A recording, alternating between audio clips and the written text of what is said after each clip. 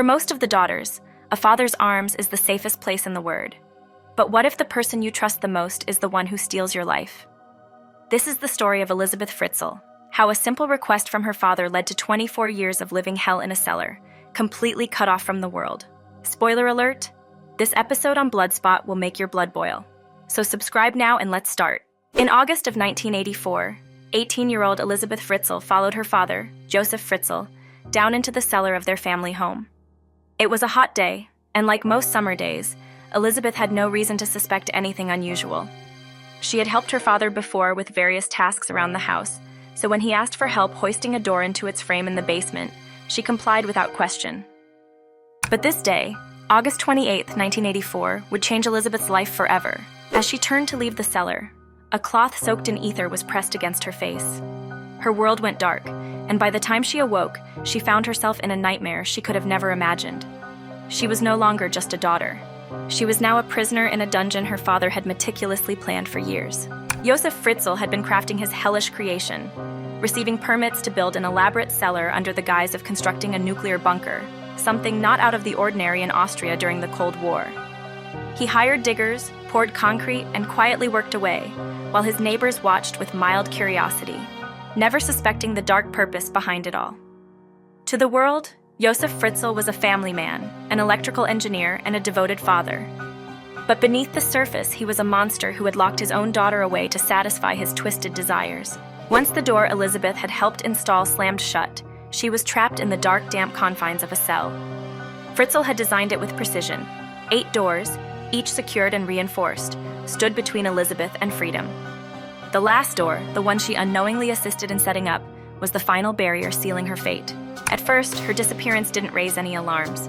Elisabeth had run away before, trying to escape her father's strict control, even making it as far as Vienna once. So when Joseph told friends, family, and authorities that she had fled to join a religious sect, they believed him. He presented forged letters, supposedly written by Elisabeth, explaining her absence. And just like that, Elisabeth Fritzl vanished from the world, no longer seen, no longer heard, while her father's life on the surface continued as normal. Elisabeth's life underground was a torment that words can barely capture. The cellar was cold, damp, and infested with rats. It was a tomb-like prison, with water constantly seeping from the walls. In her small underground chamber, summer turned the space into a suffocating sauna, making it almost unbearable. The first 5 years of her imprisonment were the most solitary and agonizing. Joseph kept her chained by her arms, restricting her movement to just a half meter from her bed. And then, the abuse began. From the second day of her captivity, Joseph Fritzl began to rape his daughter, often multiple times a day. The assaults were relentless, and over the course of 24 years, he would rape her more than 3,000 times. He removed her chains not out of mercy, but because they interfered with his ability to violate her.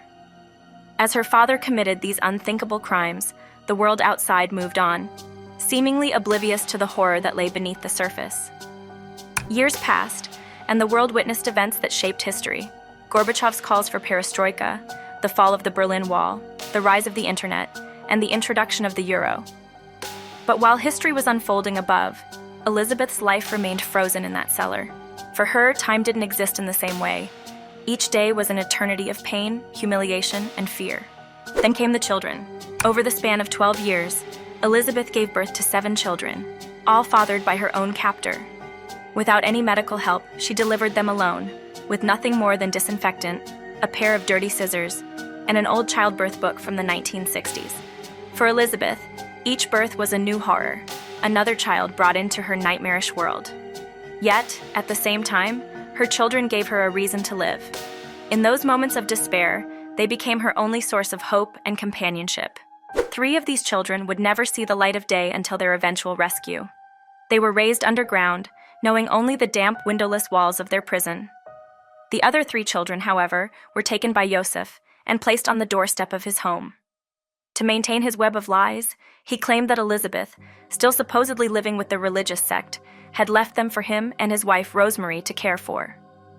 He even forged letters from Elisabeth to explain their sudden appearance. The deception worked. No one ever questioned the strange circumstances surrounding the children's arrival, not even Rosemary, who lived blissfully unaware that her own daughter was suffering just beneath her feet. Above the cellar, life continued. with barbecues in the garden and family gatherings, while Elisabeth and her hidden children languished in darkness below. The turning point came in April 2008, when Elisabeth's eldest daughter, Kirsten, became gravely ill. After 19 years of captivity, her condition was so severe that Fritzl, for the first time, sought medical help. He drove Kirsten to the hospital, her pale and malnourished body shocking the doctors who saw her. They immediately grew suspicious. How could someone this ill and in such poor condition have gone unnoticed for so long? Repeated media appeals went out, asking for Kirsten's mother to come forward, as crucial medical information was needed to save her life. Joseph's carefully constructed world began to crumble.